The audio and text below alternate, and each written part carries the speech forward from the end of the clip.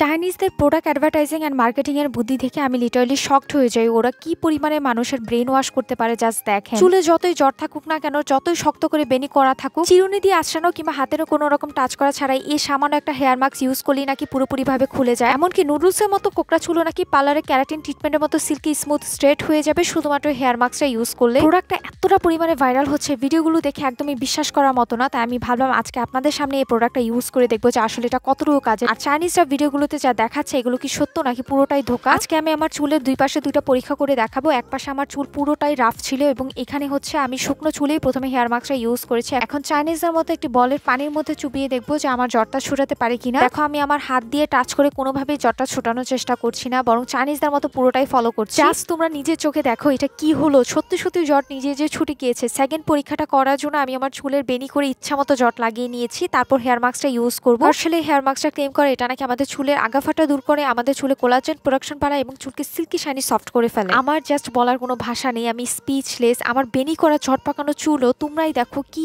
পরিমাণে একদম স্ট্রেট করে ফেলেছে। পিছনে ঝট পাকানো চুলগুলো সামনে এনে দেখাচ্ছি। দেখো আমি আমার চুলে 3 ভাগ করেছিলাম, কি পরিমাণে ডিফারেন্স। তারপর পুরোটা চুলে অ্যাপ্লাই করে চুলটাকে ওয়াশ করে এসেছি। ওয়াশ করার পর চুলটা এতটা পরিমাণে সিল্কি স্মুথ এবং স্ট্রেট লাগছিল। চোখ বন্ধ করে নিয়ে নাও যাদের চুল ড্যামেজ এবং রাফ হয়ে আছে। আমি এটার অরিজিনালটা হাউস অফ বিউটি পেজ থেকে নিয়েছি। বেস্ট একটা প্রোডাক্ট। আমার পেজে ফলো করবে। টাটা।